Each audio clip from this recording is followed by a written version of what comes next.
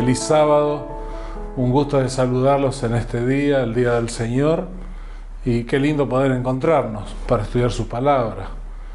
Y sí, todavía no podemos reunirnos, todavía no podemos encontrarnos en los templos y adorar juntos al Señor, así que lo tenemos que hacer por este medio, ¿no? Y mientras tanto, o hasta tanto esto suceda, hay muchas preguntas que nos hacemos, ¿no? Hablando con colegas, con hermanos, ¿y qué iglesia vamos a encontrar cuando podamos volver a reunirnos? ¿Volverán todos los hermanos? ¿Volverán con entusiasmo, con ganas, con el deseo de que la iglesia siga avanzando? ¿O va a costar volver a los templos? Y tal vez, alguien se acostumbró a quedarse en la casa, a levantarse más tarde, a desayunar en familia. Y hoy la tecnología permite que el sermón lo podamos ver a las 11 si queremos, en directo, o si no lo podemos ver a la tarde o al otro día. Y es la preocupación que tenemos, y hablando con colegas y con hermanos, es ¿qué iglesia vamos a encontrar? Y digo depende porque si tomamos este tiempo de crisis, este tiempo especial, con el sentido real de que es una prueba tremenda para la iglesia. En 34 años de pastor nunca viví ni nunca me imaginé que íbamos a llegar a esta situación. Pero hoy nos está sorprendiendo a todos, que empezó allá por el mes de febrero, marzo, que iba a ser un mes, que iba a ser 2 meses, y ya van 7 meses y acá estamos y no se vislumbra ningún futuro en los próximos meses y realmente nadie sabe cuándo. Por eso me pareció oportuno traer un mensaje en este momento de crisis, en este tiempo tan difícil que nos toca vivir, a escuchar un mensaje de la palabra de Dios, y el mensaje que Jesús le dio a sus discípulos en el momento y la crisis más difícil que ellos tuvieron. Repito, quizá el mensaje que Jesús le dio a los discípulos en ese momento tremendo, difícil que vivieron, será el mensaje que yo y usted necesitan, mi hermano, en este tiempo de crisis. Porque no estamos de vacaciones, no estamos simplemente esperando que se levante la reglamentación o la ley que nos prohíbe reunirnos. Realmente tenemos que estar ocupados viendo cómo estamos enfrentando esta situación, y mi deseo de oración es que con la ayuda de Dios lo podamos hacer de la mejor manera. Me estoy refiriendo al mensaje que Jesús le dio ese jueves de noche a los discípulos. Jesús le dijo que busquen un lugar para celebrar la Pascua. Aparentemente era una costumbre celebrar la Pascua, pero no en ese lugar, porque está bien claro el Evangelio que dice, bueno, entre a la ciudad, van a encontrar un hombre, pregúntele dónde va a ser y él les va a mostrar el lugar, y así hicieron, ¿no? Y ese jueves de noche se encuentran en el aposento alto. Y en el aposento alto, y si me acompañan en San Lucas, capítulo 13 al 17, está el mensaje o el sermón de despedida de Jesús a sus discípulos, que habían estado 3 años y medio con ellos, que habían dejado sus trabajos, sus oficios, habían dejado todo por seguir a Jesús, y en poquitas horas más, iban a arrestar a Jesús, lo iban a crucificar y lo iban a ver colgando en un madero. Y esos hombres habrán dicho, ¿y ahora qué hacemos? ¿Qué vamos a hacer nosotros? Jesús muerto, 3 años y medio que perdimos y no sabemos para dónde seguir.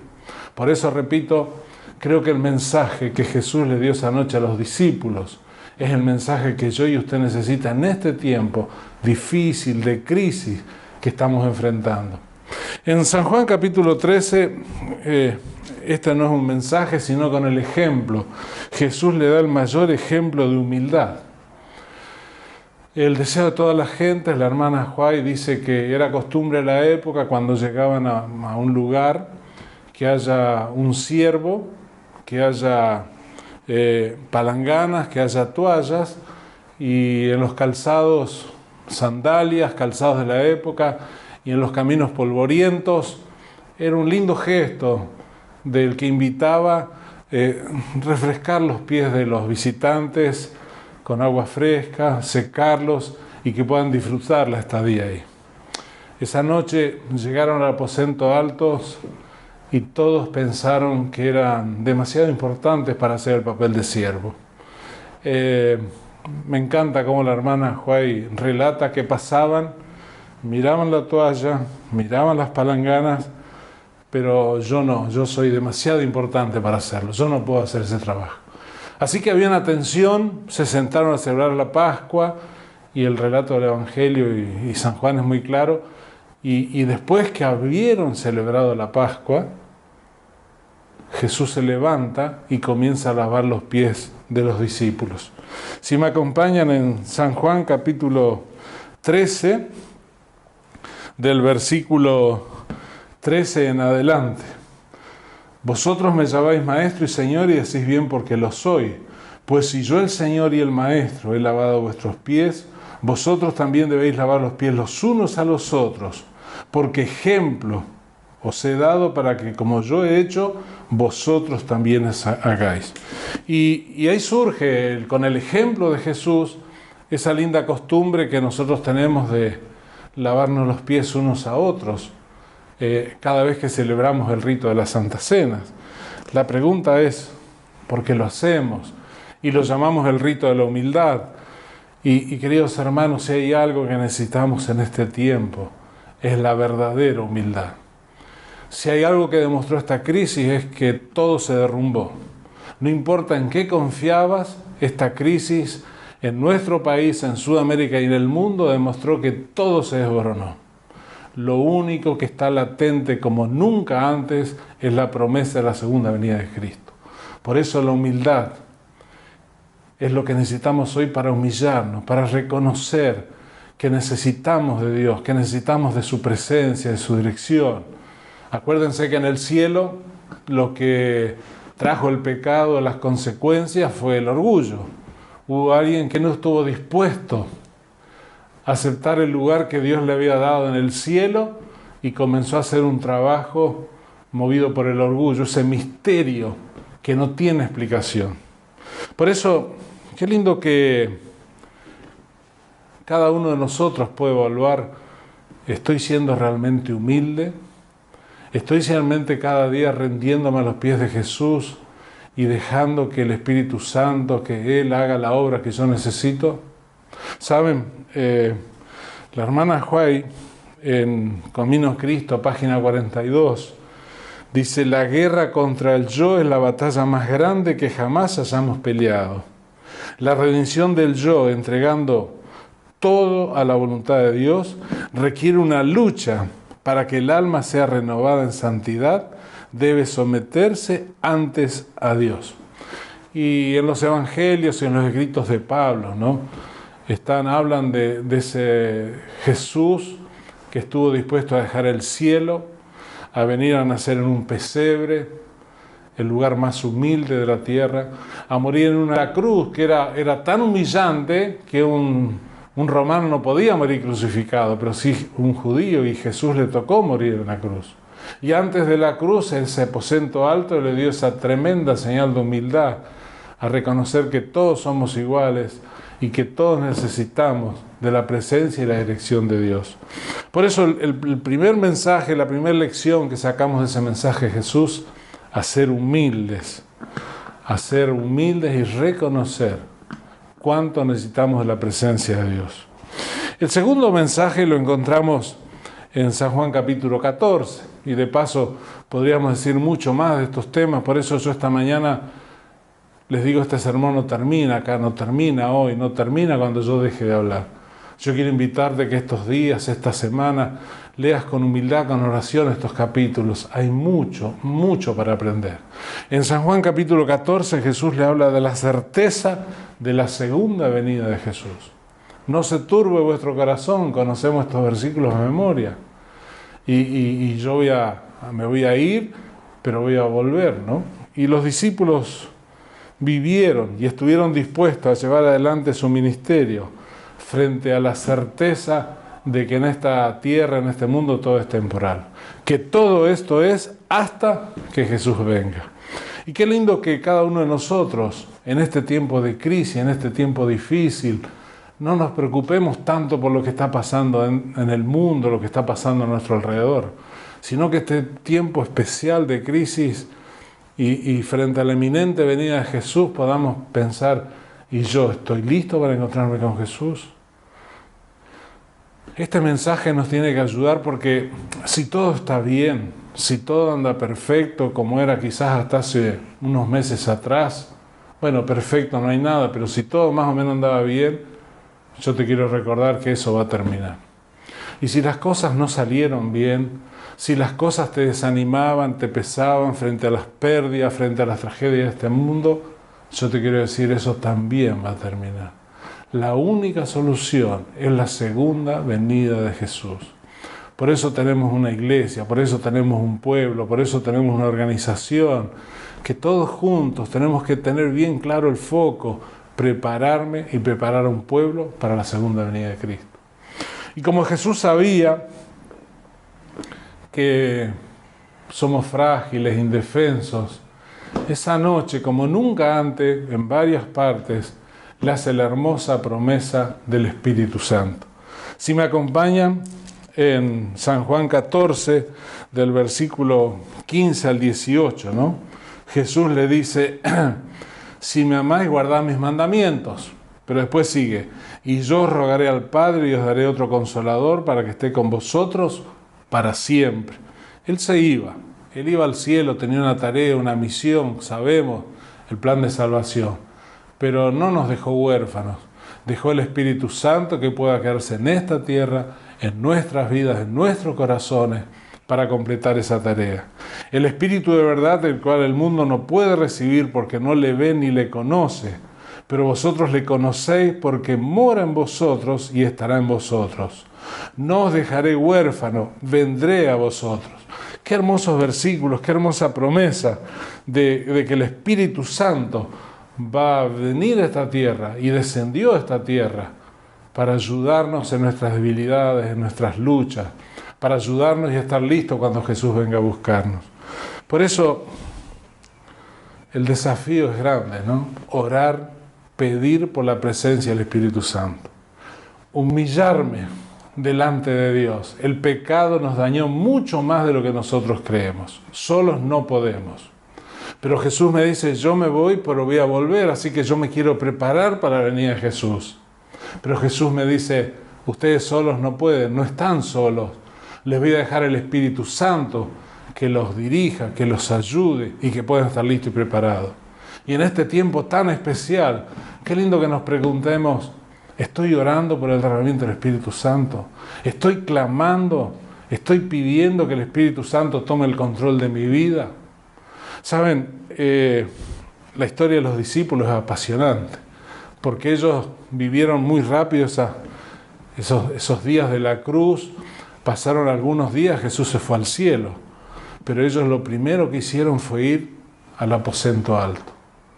Y en ese aposento alto reconocían, se humillaron, reconocieron que no estaban listos para encontrarse con Jesús.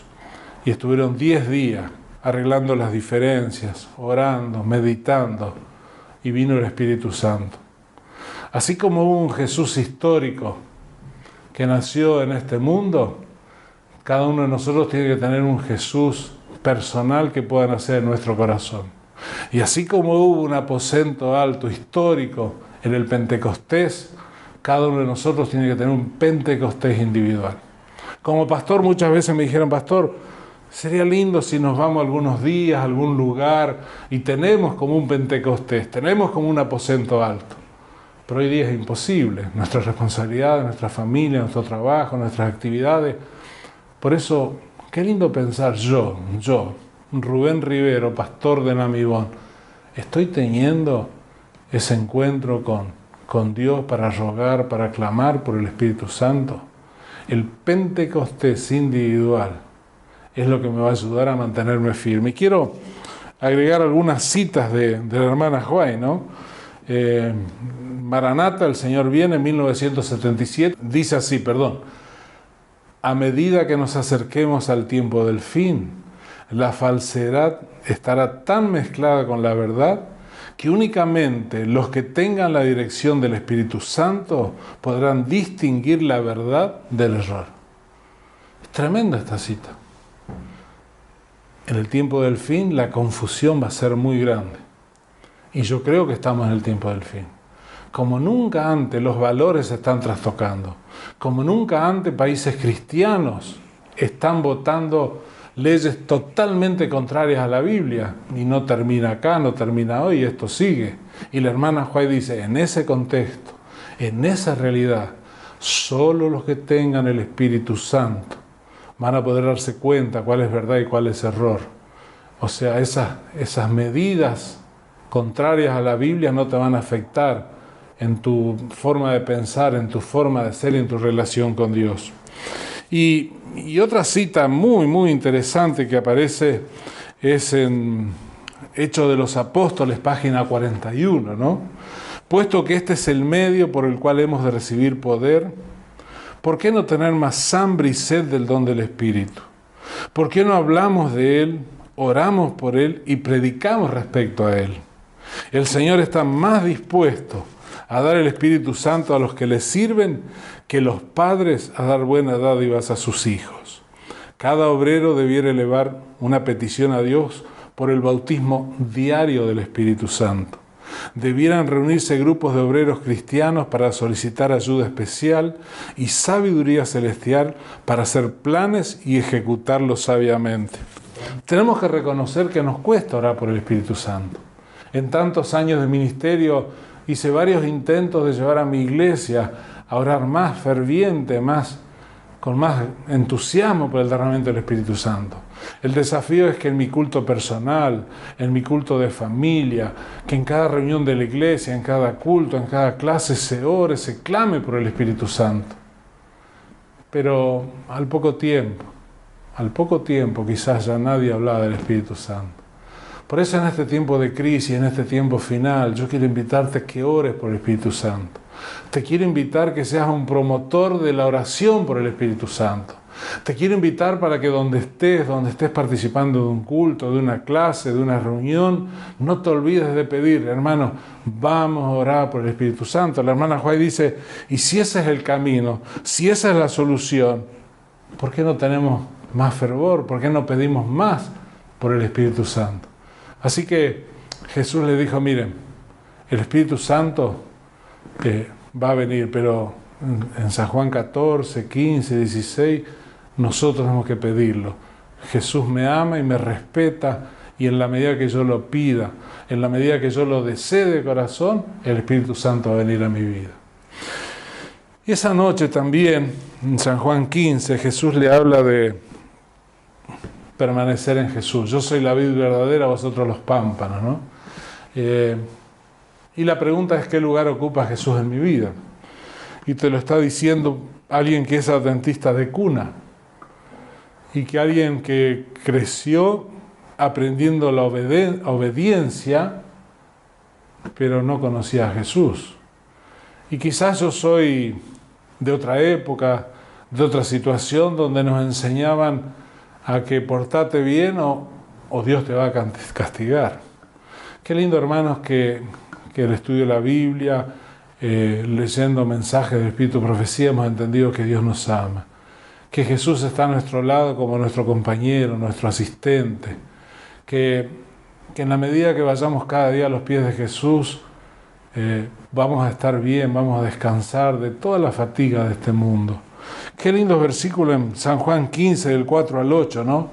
Permaneced en mí y yo en vosotros. Como el pámpano no puede llevar muchos frutos por sí mismo si no permanece en la vid, así tampoco vosotros si no permanecéis en mí. Yo soy la vid, vosotros los pámpanos. El que permanece en mí y yo en él, este lleva muchos frutos, porque separados de mí, nada podéis hacer. El mejor y primer fruto que tenemos que llevar es nuestra vida, tocada, transformada por la presencia de Jesús, y como resultado de llevar mi vida a los pies de Jesús, hay muchos frutos de mi familia, mi iglesia, mis dones y tantas cosas que podemos hacer por el Señor. Por eso la pregunta es, ¿qué lugar ocupa Jesús en tu vida? Porque este momento de crisis, de pandemia, frente a las diferentes dificultades, ¿cuál fue tu primera alternativa? ¿Cuál fue tu primera opción? Bueno, voy a buscar a Jesús, voy a buscar su ayuda, voy a buscar su dirección. Porque si buscaste otros caminos, Jesús no está siendo lo primero y lo más importante en tu vida. Por eso quería dar el mensaje esta mañana y lejos de abarcarlo, simplemente subtitularlo y dejarte el desafío.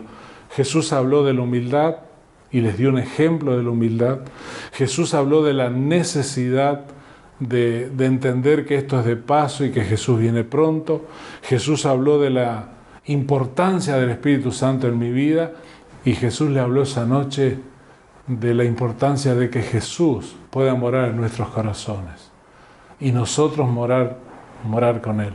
Y como resultado de esto viene San Juan 17, la unidad y esa hermosa oración sacerdotal donde Jesús oró por Él, por sus desafíos, oró por sus discípulos, pero también en San Juan 17 oró por mí, oró por usted. En San Juan 17, versículo 20, mas no ruego solamente por esto, sino también por los que han de creer en mí por la palabra de ellos, para que todos sean uno, como tú, oh Padre, en mí y yo en ti, como también ellos sean uno en nosotros, para que el mundo crea que tú me enviaste. El mayor mensaje que podamos dar para convencer al mundo no es la doctrina del sábado, no es la doctrina de la salvación, no es la doctrina de la segunda venida de Cristo. La mayor doctrina, el mayor ejemplo que podamos dar al mundo es una iglesia unida, humilde, llena del Espíritu Santo, en la presencia de Jesús, preparándose y preparando a otros para que Jesús venga. Repito, ¿con qué iglesia nos vamos a encontrar cuando termine esto y esperemos que sea pronto? ¿Cuántos volverán y cuántos quizás se desanimen o quizás tomen otras decisiones y no vuelvan a la iglesia? De usted depende, de mí depende. Si ponemos en práctica este mensaje, si nos humillamos en la presencia de Dios, si no olvidamos nunca, ni un día, ni un momento, si en todas las decisiones tenemos presente que Jesús viene pronto, si oramos y clamamos cada día por la dirección, por la presencia del Espíritu Santo y vamos a los pies de Jesús cada día, entonces habrá una iglesia unida, ferviente. Y cuando termine esta crisis, esta restricción, vamos a volver todos a la iglesia con muchas ganas, con mucho entusiasmo. Y vamos a realmente querer encontrarnos con nuestros hermanos. Y vamos a tener mucho fervor de alabar a Dios. Y vamos a trabajar para que Jesús venga pronto. En nuestro tiempo, en nuestra época, en nuestra generación. Mi querido hermano, este es el desafío. Quiero decirte esta mañana que todavía estamos a tiempo. Que estas no son vacaciones. Que las señales se están cumpliendo. Jesús dijo, cuando todo esto comience a suceder, alzad vuestras cabezas que vuestra redención está cerca. Creemos que esto es así. Creemos que Jesús viene pronto. Por eso quiero invitarte a que aceptes el desafío. Repito, este sermón no termina esta mañana. Este sermón sigue en tu vida personal, en tu hogar, en tu familia. Que con humildad y con oración puedas leer este mensaje y puedas pensar y reflexionar si realmente tenés la verdadera humildad para depender de Jesús, para reconocer que todos somos iguales y que todos necesitamos de su ayuda. Para pensar si realmente estás seguro que Jesús va a volver y si querés estar en el cielo cuando Jesús venga. También si estás orando por el Espíritu Santo, para que si no lo estabas haciendo, lo puedas comenzar a hacer. Repito, te invito a que seas un promotor en la oración por el Espíritu Santo y permanecer en Jesús y dejarnos transformar, dejarnos modelar por su Santo Espíritu y entonces, y solamente entonces, estaremos listos y preparados para regresar a los templos y estaremos listos para terminar la obra y que Jesús venga a buscarnos. Que el Señor te bendiga esta mañana, es mi deseo de oración.